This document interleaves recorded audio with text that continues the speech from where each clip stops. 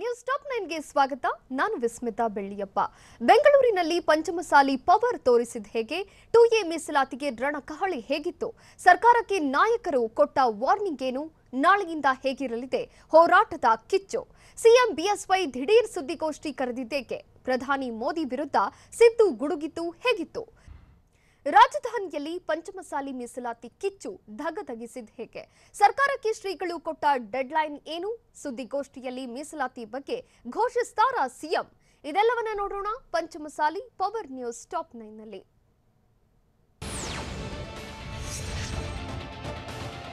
ಪಂಚಮಸಾಲಿ ಸಮುದಾಯಕ್ಕೆ 2A ಮೀಸಲಾತಿಗೆ ಆಗ್ರಹಿಸಿ ಬೆಂಗಳೂರಿನ ಅರಮನೆ ಮೈದಾನದಲ್ಲಿ ಬೃಹತ್ ಶಕ್ತಿ ಪ್ರದರ್ಶನ ಮಾಡಿದ್ರು. ಮೀಸಲಾತಿಗೆ ಆಗ್ರಹಿಸಿ ಬಸವ ಜಯಮೃತ್ಯುಂಜಯ ಶ್ರೀ ವಚನಾನಂದ ಶ್ರೀಗಳ ನೇತೃತ್ವದಲ್ಲಿ ಸಮಾವೇಶ ನಡೆಯಿತು. ಶಾಸಕ ಯತ್ನಾಳ್ ಅರವಿಂದ್ ಬೆಲ್ಲದ್, ಕಾಂಗ್ರೆಸ್ ಶಾಸಕಿ ಲಕ್ಷ್ಮಿ ಹೆಬ್ಬಾಳ್ಕರ್ ಸೇರಿದಂತೆ ಪಕ್ಷಾತೀತವಾಗಿ ನಾಯಕರು ಭಾಗಿಯಾಗಿದ್ರು. ಸಮಾವೇಶ ಮುಗಿಯುತ್ತಿದ್ದಂತೆ ಬೃಹತ್ ಪಾದಯಾತ್ರೆ ಮೂಲಕ ರಣಕಹಳೆ ಮೊಳಗಿಸಿದ್ರು.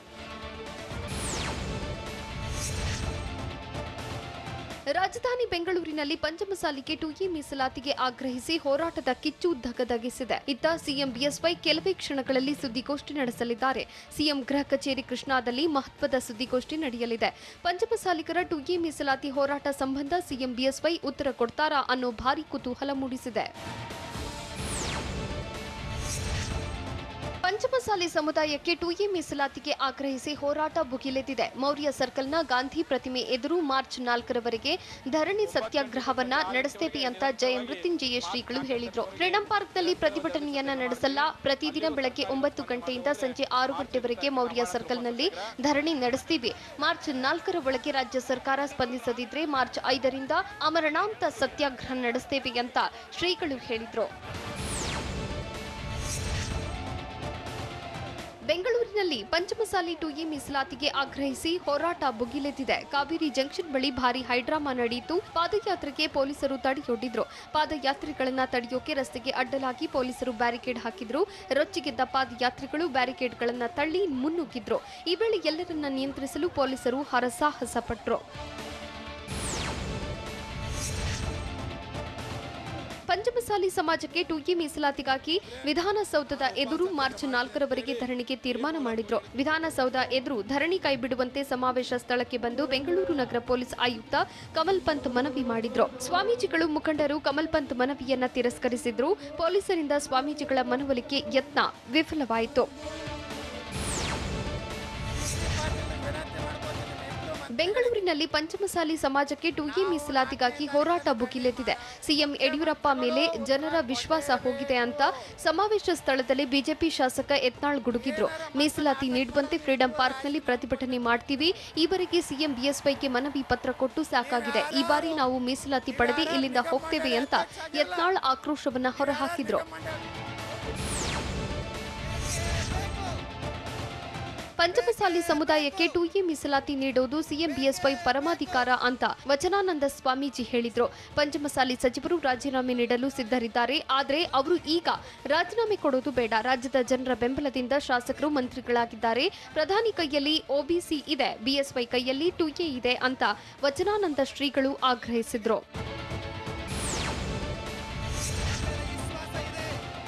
ನಮಗೆ ಮೀಸಲಾತಿ ನೀಡಿ ಎಂದು ನಾವು ಭಿಕ್ಷೆ ಕೇಳ್ತಾ ಇಲ್ಲ. ಮೀಸಲಾತಿ ನಮ್ಮ ಹಕ್ಕು ಅಂತ ಬೆಂಗಳೂರು ಅರಮನೆ ಮೈದಾನದಲ್ಲಿ ನಡೆದ ಪಂಚಮಸಾಲಿ ಸಮಾವೇಶದಲ್ಲಿ ವಚನಾನಂದ ಸ್ವಾಮೀಜಿ ಹೇಳಿದ್ರು. ರಾಜ್ಯದ ಮುಖ್ಯಮಂತ್ರಿ ಮೇಲೆ ನಮಗೆ ನಂಬಿಕೆ ಇದೆ. ಸಿಎಂ ಬಿಎಸ್ ಯಡಿಯೂರಪ್ಪ ನುಡಿದಂತೆ ನಡೆಯುತ್ತಾರೆ. ಮೀಸಲಾತಿ ನೀಡದಿದ್ರೆ ಏನು ಮಾಡಬೇಕೆಂದು ಗೊತ್ತು. ನಮಗೆ ಹಾರ್ಡ್ವೇರ್ ಸಾಫ್ಟ್ವೇರ್ ಎರಡೂ ಗೊತ್ತು ಅಂತ ಬೃಹತ್ ಸಮಾವೇಶದಲ್ಲಿ ವಚನಾನಂದ ಸ್ವಾಮೀಜಿ ಎಚ್ಚರಿಕೆ ನೀಡಿದ್ರು.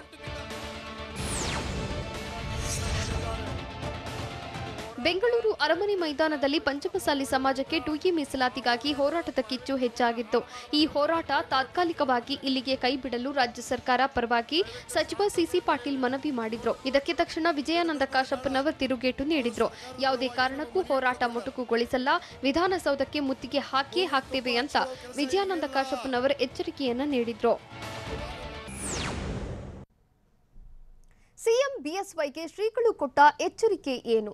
ರಾಜಾಹುಲಿ ವಿರುದ್ಧ ಯತ್ನಾಳ್ ಸಿಡಿಗುಂಡು ಸಿಡಿಸಿದ ಹೇಗೆ? ಯತ್ನಾಳ್ ಬಾಂಬ್ಗೆ ಸಿಎಂ ಬಿಎಸ್ವೈ ತಬ್ಬಿಬ್ಬು. ಇದೆಲ್ಲವನ್ನ ನೋಡೋಣ ಪಂಚಮ ಕಹಳೆ ನ್ಯೂಸ್ ಟಾಪ್ 9 ನಲ್ಲಿ.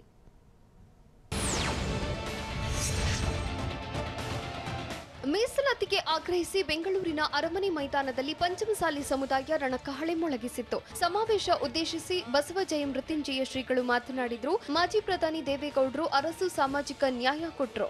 ಈಗ ಸಿಎಂ ಬಿಎಸ್ವೈರಿಂದ ಸಾಮಾಜಿಕ ನ್ಯಾಯ ಸಿಗಬೇಕು, ಇದೊಂದು ಬೇಡಿಕೆ ಸಿಎಂ ಬಿಎಸ್ವೈ ಈಡೇರಿಸಬೇಕು ಅಂತ ಆಗ್ರಹಿಸಿದ್ರು. ರಾಜ್ಯ ಸರ್ಕಾರದ ನಿರ್ಧಾರ ನೋಡಿಕೊಂಡು ಮುಂದಿನ ನಿರ್ಧಾರ ಅಂತ ಶ್ರೀಗಳು ಎಚ್ಚರಿಕೆ ರವಾನಿಸಿದ್ರು.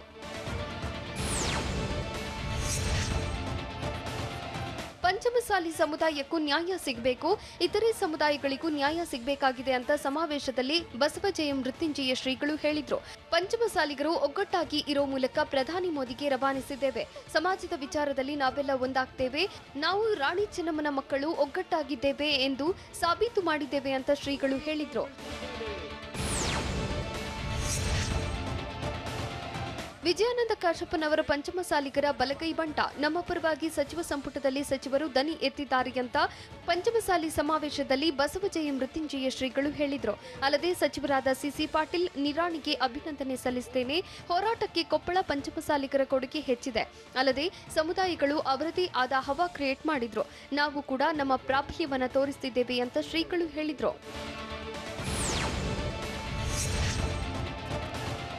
ಸಿಎಂ ಬಿಎಸ್ ಯಡಿಯೂರಪ್ಪನವರೇ ನಾಟಕ ಮಾಡಬೇಡಿ, ನಾನು ಕಿತ್ತೂರು ರಾಣಿ ಚೆನ್ನಮ್ಮನವರ ಸಂತಾನದವನು ಅಂತ ಪಂಚಮಸಾಲಿ ಸಮಾವೇಶದಲ್ಲಿ ಶಾಸಕ ಯತ್ನಾಳ್ ಗುಡುಗಿದ್ರು.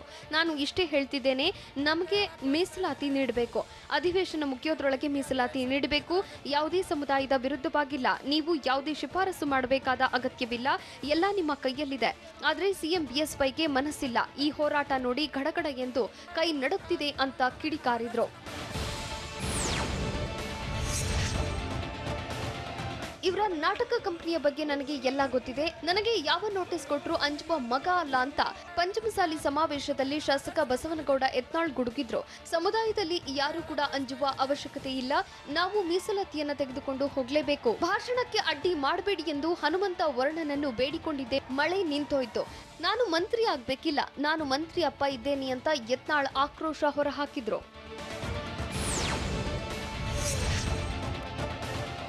ಸಚಿವ ಸಿಸಿ ಪಾಟೀಲ್ ಮೀಸಲಾತಿ ಕೊಡಿಸೋದಕ್ಕೆ ಪ್ರಯತ್ನ ಮಾಡ್ತಿದ್ದಾರೆ ಅಂತ ಶಾಸಕ ಬಸವನಗೌಡ ಪಾಟೀಲ್ ಯತ್ನಾಳ್ ಹೇಳಿದ್ರು. ಬಸವರಾಜ ಬೊಮ್ಮಾಯಿ ನನಗೆ ಭರವಸೆ ಕೊಡಲು ಬಂದ್ರು, ಸುಳ್ಳು ಆಶ್ವಾಸನೆ ಬೇಡ, ಖಚಿತ ಭರವಸೆ ನೀಡಿ ಎಂದಿದ್ದೆ.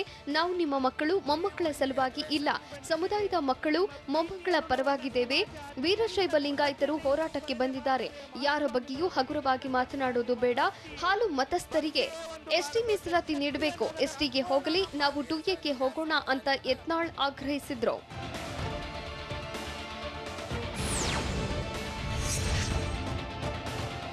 ಪಂಚಮಸಾಲಿ ಸಮುದಾಯಕ್ಕೆ ಮೀಸಲಾತಿಗೆ ಆಗ್ರಹಿಸಿ ರಣಕಹಳೆ ಮೊಳಗಿಸಿದೆ.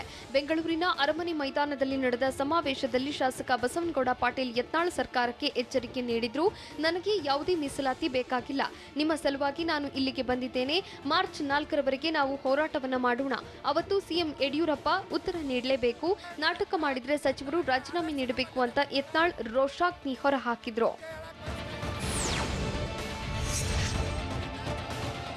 ನನಗೆ ನೋಟಿಸ್ ಕೊಟ್ರೆ ನನ್ನ ಬಾಯಿ ಬಂದಾಗಲ್ಲ, ಆ ರೀತಿ ತಿಳಿದುಕೊಂಡಿದ್ರೆ ಕುರ್ಚಿ ಖಾಲಿ ಮಾಡಬೇಕಾಗುತ್ತೆ ಅಂತ ಪಂಚಮಸಾಲಿ ಸಮಾವೇಶದಲ್ಲಿ ಶಾಸಕ ಬಸವನಗೌಡ ಪಾಟೀಲ್ ಯತ್ನಾಳ್ ಹೇಳಿದ್ರು. 3B ಕೊಟ್ಟಿದ್ದೇವೆ ಎಂದು ಬಾಯಿ ಬಡಿದುಕೊಳ್ತಿದ್ದಾರೆ, ಇದು ಎಲ್ಲಾ ಲಿಂಗಾಯತರಿಗೆ ಕೊಟ್ಟಿದ್ದಾರೆ. ಇದನ್ನ ಪದೇ ಪದೇ ಹೇಳಿಕೊಳ್ಳುವ ಅವಶ್ಯಕತೆ ನಮಗೆ ಇಲ್ಲ. 2A ಮೀಸಲಾತಿಗಾಗಿ ಪದೇ ಪದೇ ಮನವಿ ಮಾಡುತ್ತಿದ್ದೇವೆ ಅಂತ ಯತ್ನಾಳ್ ಆಗ್ರಹಿಸಿದ್ರು. ಪಂಚಮಸಾಲಿ ಸಮಾಜಕ್ಕೆ 2A ಮೀಸಲಾತಿಗಾಗಿ ಹೋರಾಟದ ಕಾವು ತೀವ್ರಗೊಂಡಿದೆ. ಸಮಾಜ ಮುಂದಿಟ್ಕೊಂಡು ರಾಜಕೀಯ ಮಾಡಬಾರದು ಅಂತ ಕಾಂಗ್ರೆಸ್ ನಾಯಕರು ಹೇಳಿಕೆಗೆ ಸಚಿವ ಸಿಸಿ ಪಾಟೀಲ್ ತಿರುಗೇಟು ನೀಡಿದ್ರು. ರಾಜಕಾರಣ ಮಾಡಲು ನಮಗೂ ಬರುತ್ತೆ, ನಾವು ಕೂಡ 13 ಶಾಸಕರು, 2 ಸಚಿವರು ಇದ್ದೇವೆ, ರಾಜಕೀಯ ಮಾಡೋದಕ್ಕೆ ಬರೋದಿಲ್ವಾ ಅಂತ ಸಚಿವ ಸಿಸಿ ಪಾಟೀಲ್ ಗುಡುಗಿದ್ರು. ಮೀಸಲಾತಿಗೆ ಇನ್ನಷ್ಟು ದಿನ ಕಾಯಿರಿ ಅಂತ ಹೇಳಿದ್ಯಾರು? ಸರ್ಕಾರಕ್ಕೆ ಕಾಶಪ್ಪನವರು ಕೊಟ್ಟ ವಾರ್ನಿಂಗ್ ಹೇಗಿತ್ತು? ಶ್ರೀಗಳಿಗೆ ಸಚಿವ ಅಶೋಕ್ ಕೈ ಮುಗಿದು ಬೇಡಿಕೊಂಡಿದ್ದೇಕೆ? ಇದೆಲ್ಲವನ್ನ ನೋಡೋಣ ಮೀಸಲಾತಿ ಕಿಚ್ಚು ನ್ಯೂಸ್ ಟಾಪ್ 9ನಲ್ಲಿ.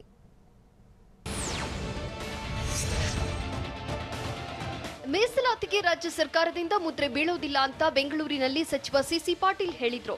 ಮೀಸಲಾತಿಗೆ ಇನ್ನಷ್ಟು ಕಾಲ ಕಾಯುವುದು ಅನಿವಾರ್ಯ. ಹಿಂದುಳಿದ ವರ್ಗಗಳ ಆಯೋಗ ಅಧ್ಯಯನ ಮಾಡ್ತಿದೆ. ಈ ಅಧ್ಯಯನ ಮುಗಿಯೋದ್ರವರೆಗೆ ನಿರ್ಧಾರ ಅಸಾಧ್ಯ. ಹಿಂದುಳಿದ ವರ್ಗಗಳ ಆಯೋಗ ಈಗಾಗಲೇ ಸಭೆ ನಡೆಸಿದೆ. ಬೆಂಗಳೂರಿನಲ್ಲಿ ಸಚಿವ ಸಿಸಿ ಪಾಟೀಲ್ ಹೇಳಿದ್ರು.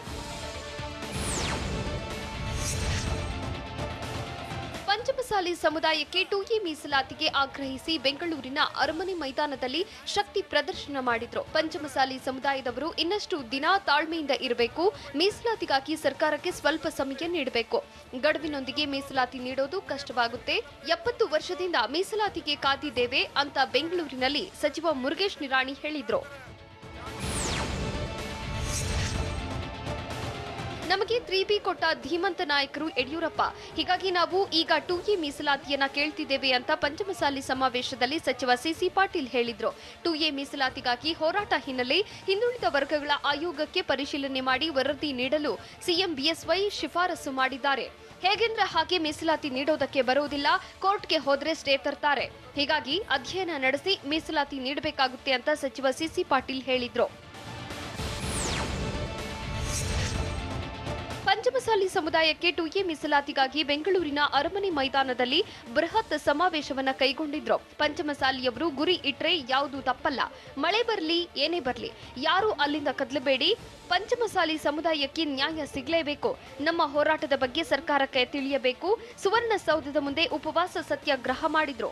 27 ವರ್ಷಗಳು ಕಳೆದ್ರು ನಮ್ಮ ಬೇಡಿಕೆ ಈಡೇರಲಿಲ್ಲ ಅಂತ ಎಲ್ಲಾ ಸರ್ಕಾರಗಳು ನಮ್ಮ ಮೂಗಿಗೆ ತುಪ್ಪ ಹಚ್ಚಿದ್ದಾರೆ ಅಂತ ಸಮಾವೇಶದಲ್ಲಿ ವಿಜಯಾನಂದ ಕಾಶಪ್ಪನವರು ಕಿಡಿಕಾರಿದ್ರು. ನಮಗೆ ನ್ಯಾಯ ಸಿಗುವವರೆಗೂ ಹಿಂದೆ ಸರಿಬಾರದು, ಮೀಸಲಾತಿ ಸಿಗೋವರೆಗೂ ಸರ್ಕಾರವನ್ನ ಸುಮ್ಮನೆ ಬಿಡಬಾರದು ಅಂತ ಸಮಾವೇಶದಲ್ಲಿ ವಿಜಯಾನಂದ ಕಾಶಪ್ಪನವರು ಹೇಳಿದ್ರು. ಈ ಹೋರಾಟಕ್ಕೆ 2 ಪಂಚಮಸಾಲಿ ಪೀಠಗಳು ಒಂದಾಗಿವೆ. ವಿಧಾನಸೌಧದ ಮುಂದೆ ಮಾರ್ಚ್ 4ರವರೆಗೆ ಧರಣಿ ಸತ್ಯಾಗ್ರಹವನ್ನ ಮಾಡೋಣ, ನಂತರ ಉಪವಾಸ ಸತ್ಯಾಗ್ರಹ ಮಾಡೋಣ. ನಾನು ಬೇಕಿದ್ರೆ ರಾಜಕೀಯ ಬೇಕಾದ್ರೂ ತೊರೆಯುತ್ತೇನೆ, ಪಂಚಮಸಾಲಿ ಸಮುದಾಯ ಮಾತ್ರ ಬಿಡೋದಿಲ್ಲ ಅಂತ ಕಾಶಪ್ಪನವರು ಗುಡುಗಿದ್ರು.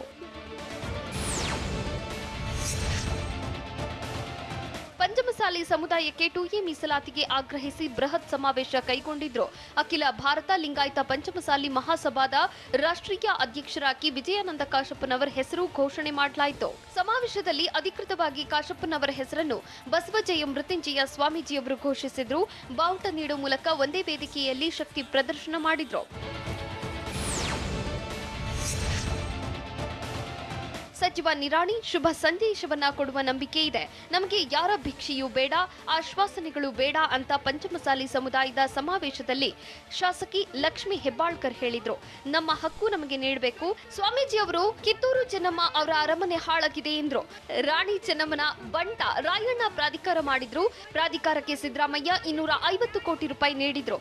ಈಗ ನಮ್ಮ ಸಮುದಾಯದ ಸಿಎಂ ಬಿಎಸ್ವೈರನ್ನು ಕೇಳ್ತಿದ್ದೇನೆ, ರಾಣಿ ಚೆನ್ನಮ್ಮ ಕಿತ್ತೂರು ಕೋಟೆಗೆ ದುರಸ್ತಿಗೆ ಹಣ ಕೊಡಬೇಕು ಅಂತ ಶಾಸಕಿ ಲಕ್ಷ್ಮಿ ಹೆಬ್ಬಾಳ್ಕರ್ ಒತ್ತಾಯಿಸಿದ್ರು.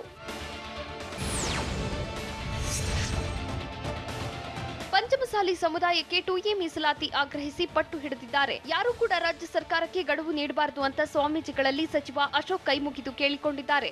ದೊಡ್ಡಬಳ್ಳಾಪುರ ತಾಲೂಕಿನ ಹೊಸಹಳ್ಳಿಯಲ್ಲಿ ಮಾತನಾಡಿದ ಸಚಿವ ಅಶೋಕ್, ನಾಳೆ ಒಕ್ಕಲಿಗರು ಕೂಡ ಮೀಸಲಾತಿಗಾಗಿ ಸಭೆಯನ್ನ ಕರೆದಿದ್ದಾರೆ. ನಿರ್ಮಲಾನಂದನಾಥ ಸ್ವಾಮೀಜಿಗೂ ಮೆರವಣಿಗೆ ಮಾಡುವುದು ಬೇಡ ಎಂದು ಮನವಿ ಮಾಡಿದ್ದೇನೆ. ಬಡವರು ಶೋಷಿತರಿಗಾಗಿ ಇರುವ ಮೀಸಲಾತಿ ಕೇಳಬಾರದು ಅಂತ ಸಚಿವ ಅಶೋಕ್ ಹೇಳಿದರು.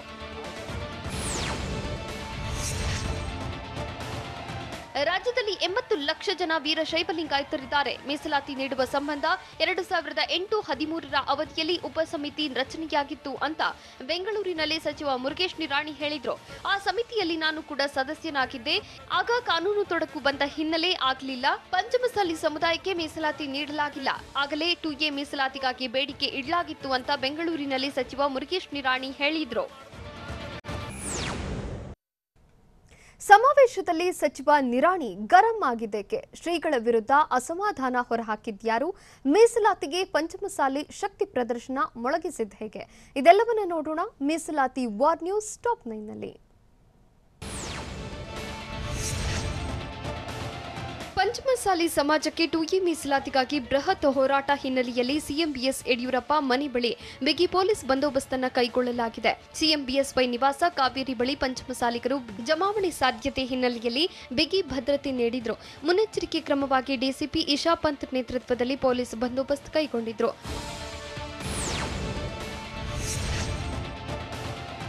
ಪಂಚಮಸಾಲಿ ಸಮುದಾಯದ 2A ಮೀಸಲಾತಿ ಹೋರಾಟಕ್ಕೆ ಸರ್ಕಾರದ ಬೆಂಬಲವಿದೆ ಅಂತ ಸಮಾವೇಶದಲ್ಲಿ ಸಚಿವ ಮುರುಗೇಶ್ ನಿರಾಣಿ ಹೇಳಿದ್ರು. ವೇದಿಕೆಯಲ್ಲಿ ಜನರು ಕೈ ತೋರಿಸಿದ್ದಕ್ಕೆ ಸಚಿವ ನಿರಾಣಿ ಫುಲ್ ಸಿಟ್ಟಾದ್ರು. 70 ವರ್ಷದಿಂದ ಹಲವು ಸರ್ಕಾರಗಳು ಬಂದು ಹೋಗಿದ್ದವು, ಆಗ ನೀವ್ಯಾರು ಕೈ ತೋರಿಸಲಿಲ್ಲ, ಈಗ ಕೈ ತೋರಿಸ್ತೀರಾ ಅಂತ ವೇದಿಕೆಯ ಮೇಲೆ ಸಚಿವ ಮುರುಗೇಶ್ ನಿರಾಣಿ ಗರಂ ಆದ್ರು. ಪಂಚಮಸಾಲಿ ಸಮಾಜಕ್ಕೆ 2A ಮೀಸಲಾತಿಗಾಗಿ ಬೆಂಗಳೂರಿನಲ್ಲಿ ರಣಕಹಳೆ ಮೊಳಗಿದೆ. ನನ್ನ ಪತಿ ಸಮುದಾಯದ ಪರವಾಗಿ ಇರ್ತಾರೆ ಅಂತ ಸಮಾವೇಶದಲ್ಲಿ ವಿನಯ್ ಕುಲಕರ್ಣಿ ಪತ್ನಿ ಶಿವಲೀಲಾ ಹೇಳಿದ್ರು. ಇನ್ನು ಪಾದಯಾತ್ರೆ ಮಾಡೋದು ವಿನಯ್ ಕುಲಕರ್ಣಿ ಕನಸಾಗಿತ್ತು ಅಂತ ವಿನಯ್ ಕುಲಕರ್ಣಿ ಪತ್ನಿ ಕಣ್ಣೀರು ಹಾಕಿದ್ರು. ಈ ವೇಳೆ ವೇದಿಕೆ ಮೇಲಿದ್ದವರು ಶಿವಲೀಲಾ ಅವರನ್ನ ಸಮಾಧಾನ ಪಡಿಸಿದ್ರು.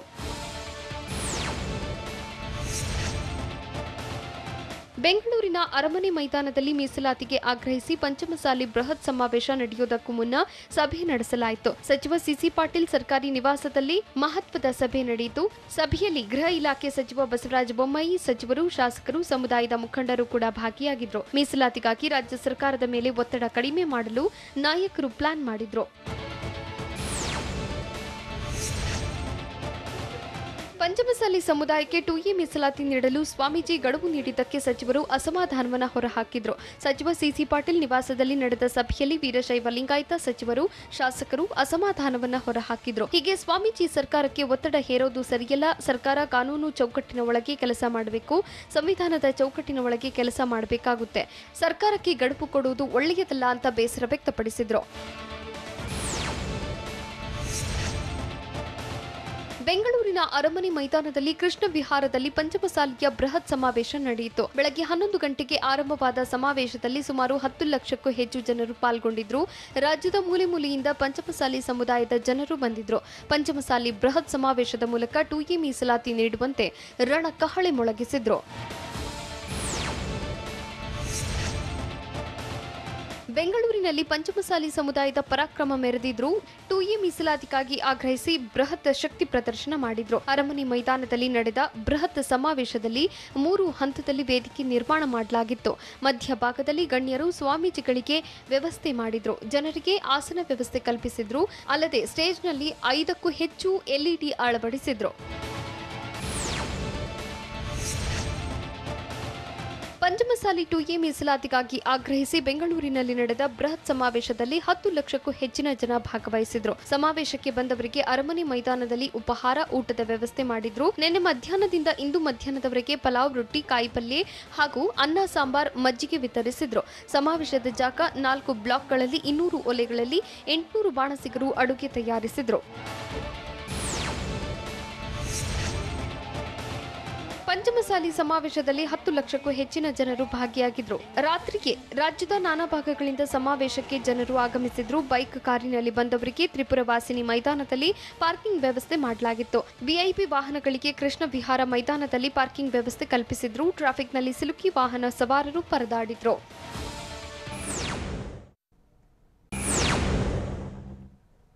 ನವದಂಪತಿಗೆ ಪೆಟ್ರೋಲ್ ಗಿಫ್ಟ್ ಕೊಟ್ಟಿದ್ಯಾರು? ಅಕಾಲಿಕ ಮಳೆ ಮತ್ತು ಸೃಷ್ಟಿಸಿರೋ ಅವಾಂತರಗಳೇನು? ಮೀಸಲಾತಿ ಹೆಚ್ಚಳಕ್ಕೆ ಸದನ ಸಮಿತಿ ಅಗತ್ಯವಿಲ್ಲ ಎಂದಿದ್ಯಾರು? ಇದೆಲ್ಲವನ್ನ ನೋಡೋಣ ಸಮಗ್ರ ಕರ್ನಾಟಕ ನ್ಯೂಸ್ ಟಾಪ್ 9ನಲ್ಲಿ. ನವದಂಪತಿಗೆ ಪಾಲಿಕೆ ಸದಸ್ಯ 5 ಲೀಟರ್ ಪೆಟ್ರೋಲ್ ಅನ್ನ ಉಡುಗೊರೆಯಾಗಿ ನೀಡಿರೋ ಘಟನೆ ಮೈಸೂರಿನಲ್ಲಿ ನಡೆದಿದೆ. ಮೈಸೂರಿನಲ್ಲಿ ಕಾಂಗ್ರೆಸ್ ಮುಖಂಡ ಶ್ರೀನಾಥ್ ಬಾಬು ಪುತ್ರಿ ಮದುವೆ ನಡೆದಿತ್ತು. ಮೈಸೂರು ಪಾಲಿಕೆ ಸದಸ್ಯೆ ಶೋಭಾ ಸುನಿಲ್ ಪೆಟ್ರೋಲ್ ಗಿಫ್ಟ್ ನೀಡುವ ಮೂಲಕ ವಿನೂತನ ಶುಭಾಶಯ ಕೋರಿದ್ರು. ಪ್ರಸ್ತುತ ಚಿನ್ನ ಹಾಗೂ ಬೆಳ್ಳಿಗಿಂತಲೂ ಪೆಟ್ರೋಲ್ ದುಪ್ಪಟ್ಟಾಗಿದೆ. ನವದಂಪತಿಗೆ ಪೆಟ್ರೋಲ್ ಗಿಫ್ಟ್ ಕೊಟ್ಟಿದ್ದೇನೆ ಅಂತ ಹೇಳಿದ್ರು. ಚಿಕ್ಕಮಗಳೂರು ಜಿಲ್ಲೆಯ ಕಡೂರು ತಾಲೂಕಿನಲ್ಲಿ ಸುರಿದ ಅಕಾಲಿಕ ಮಳೆ ಅವಾಂತರ ಸೃಷ್ಟಿಸಿದೆ. ಕಡೂರು ತಾಲೂಕಿನ ಗಾಳಿಹಳ್ಳಿಯಲ್ಲಿ ಅಂಗಡಿಗಳಿಗೆ ನೀರು ನುಗ್ಗಿ ಲಕ್ಷಾಂತರ ರೂಪಾಯಿ ಮೌಲ್ಯದ ರಾಗಿ ಬೆಳೆ ನೀರಲ್ಲಿ ಕೊಚ್ಚಿ ಹೋಗಿದೆ. ಮಳೆ ನೀರು ನುಗ್ಗಿದ್ರಿಂದ 100 ಕ್ವಿಂಟಾಲ್ ರಾಗಿ ನಾಶವಾಗಿದೆ. ಜೆಸಿಬಿ ಮೂಲಕ ಮಣ್ಣು ತೆಗೆಯುತ್ತಿದ್ದಾಗ ವ್ಯಕ್ತಿ ಸಿಲುಕಿಕೊಂಡ ಘಟನೆ ದೋಗೇಹಳ್ಳಿಯಲ್ಲಿ ನಡೆದಿದೆ. ಉಡುಪಿ ಜಿಲ್ಲೆ ಹಲವೆಡೆ ಏಕಾಏಕಿ ಸುರಿದ ಮಳೆ ಸಾಕಷ್ಟು ಅವಾಂತರಗಳನ್ನೇ ಸೃಷ್ಟಿಸಿದೆ. ಅಮಾಸೆ ಬೈಲು ಪ್ರದೇಶದಲ್ಲಿ ಅಕಾಲಿಕ ಮಳೆಯಿಂದ ಜನಜೀವನ ಸಂಪೂರ್ಣ ಅಸ್ತವ್ಯಸ್ತವಾಗಿತ್ತು. ಉಡುಪಿ ಜಿಲ್ಲೆಯಲ್ಲಿ ನಡೆಯುತ್ತಿದ್ದ ಸಭೆ ಸಮಾರಂಭಗಳಿಗೆ ಭಾರೀ ಅಡಚಣೆ ಉಂಟಾಗಿತ್ತು. ಊಟದ ವೇಳೆ ದಿಢೀರ್ ಮಳೆಯಿಂದ ಜನರು ಪರದಾಡಿದ್ರು. ನೆರೆ ರಾಜ್ಯ ಕೇರಳದಲ್ಲಿ ಕೊರೋನಾ ಅಬ್ಬರಿಸಿ ಬೊಬ್ಬಿರಿಸುತ್ತಿದ್ರೂ ಸಹ ರಾಜ್ಯದ ಗಡಿಯಲ್ಲಿ ಅಧಿಕಾರಿಗಳ ನಿರ್ಲಕ್ಷ್ಯ ಮುಂದುವರೆದಿದೆ. ಮೈಸೂರು ಜಿಲ್ಲೆ ಹೆಚ್ಡಿಕೋಟೆ ತಾಲೂಕಿನ ಬಾವಲಿ ಚೆಕ್ಪೋಸ್ಟ್ನಲ್ಲಿ ಬೆಳಗ್ಗೆ 6 ಗಂಟೆಯಿಂದ 8 ಗಂಟೆವರೆಗೆ ವಾಹನಗಳಿಗೆ ಅರಣ್ಯ ಇಲಾಖೆ ಅಧಿಕಾರಿಗಳು ವಾಹನಗಳನ್ನು ತಡೆ ಹಿಡಿದಿದ್ರು. ಆದರೆ ಸ್ಥಳಕ್ಕೆ ಆರೋಗ್ಯ ಅಧಿಕಾರಿಗಳು ಬಾರದೇ ಇದ್ದಿದ್ದರಿಂದ ವಾಹನ ಸವಾರರು ಅಧಿಕಾರಿಗಳು ವಿರುದ್ಧ ಆಕ್ರೋಶ ವ್ಯಕ್ತಪಡಿಸಿದ್ರು. ಈ ವೇಳೆ ವಿಧಿ ಇಲ್ಲದೆ ಅಧಿಕಾರಿಗಳು ವಾಹನಗಳನ್ನು ಬಿಟ್ಟು ಕಳಿಸಿದ್ರು. ಒಕ್ಕಲಿಗ ಸಮುದಾಯಕ್ಕೆ ಮೀಸಲಾತಿ ಬೇಕು ಎಂಬ ಕೂಗು ಕೇಳಿಬಂದಿದೆ. ಮೀಸಲಾತಿ ಹೋರಾಟ ಬಂದಾಗ ಈ ಬಗ್ಗೆ ಮಾತನಾಡೋಣ ಅಂತ ರಾಮನಗರ ಜಿಲ್ಲೆಯ ಚನ್ನಪಟ್ಟಣ ತಾಲೂಕಿನ ಅಕ್ಕೂರು ಗ್ರಾಮದಲ್ಲಿ ಮಾಜಿ ಸಿಎಂ ಎಚ್ಡಿಕೆ ಹೇಳಿದ್ರು. ಎಲ್ಲೋ ಒಂದ್ ಕಡೆ ದಾರಿ ತಪ್ಪುತ್ತಿರುವ ಸನ್ನಿವೇಶಗಳು ನಡೆಯುತ್ತಿದೆ. ರಾಜಕೀಯ ಸ್ಥಾನಮಾನ ಪಡೆಯೋಕೆ ಒಂದು ವರ್ಗ ಹೊರಟಿದೆ. ಸಮಾಜದಲ್ಲಿ ಇಕ್ಕಟ್ಟಿಗೆ ಸಿಲುಕಿಸಿ ಸಂಘರ್ಷ ಉಂಟು ಮಾಡಲು ಹೋಗುವಂತಹ ವ್ಯಕ್ತಿಯೂ ನಾನಲ್ಲ ಅಂತ ಮಾಜಿ ಸಿಎಂ ಎಚ್ಡಿಕೆ ಹೇಳಿದ್ರು.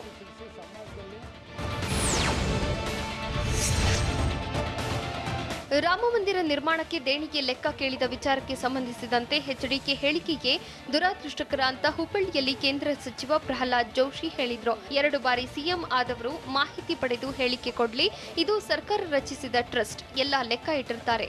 ಮಾಜಿ ಸಿಎಂ ಎಚ್ಡಿಕೆಯದ್ದು ಬಾಲಿಶ ಹೇಳಿಕೆ, ಪ್ರಚಾರ ಸಿಗುತ್ತೆ ಎಂದು ಇಂತಹ ಹೇಳಿಕೆ ನೀಡುತ್ತಿದ್ದಾರೆ. ಮುಸಲ್ಮಾನರನ್ನ ತುಷ್ಟೀಕರಣ ಮಾಡುವಂತಹ ಹೇಳಿಕೆ ಇದು ಅಂತ ಗುಡುಗಿದ್ರು.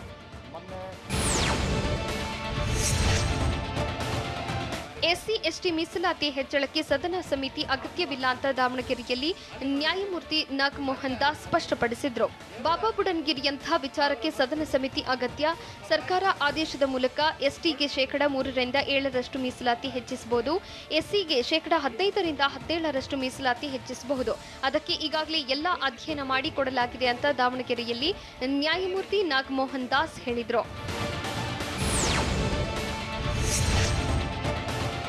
ಜಿಲ್ಲಾಧಿಕಾರಿಗಳ ನಡೆ ಗ್ರಾಮಗಳ ಕಡೆ ಕಾರ್ಯಕ್ರಮದಲ್ಲಿ ಡಿಸಿಗಳ ಗ್ರಾಮ ವಾಸ್ತವ್ಯವನ್ನು ಮಾಡುತ್ತಿದ್ದಾರೆ. ಅಧಿಕಾರಿಗಳು ಡ್ಯಾನ್ಸ್ ಕೂಡ ಮಾಡಿದ್ದಾರೆ. ಕೋಲಾರ ಜಿಲ್ಲೆ ಬಂಗಾರಪೇಟೆ ತಾಲೂಕಿನ ಗ್ರಾಮದ ನರಿನತ್ತ ಗ್ರಾಮದಲ್ಲಿ ತಹಶೀಲ್ದಾರ್ ದಯಾನಂದ್ ಸಿಬ್ಬಂದಿ ಜನರ ಅಹವಾಲು ಸ್ವೀಕರಿಸದೆ ಕುಣಿದು ಕುಪ್ಪಳಿಸಿದ್ದಾರೆ. ಇದಾಗಿತ್ತು ಈ ಹೊತ್ತಿನ ಸುದ್ದಿ.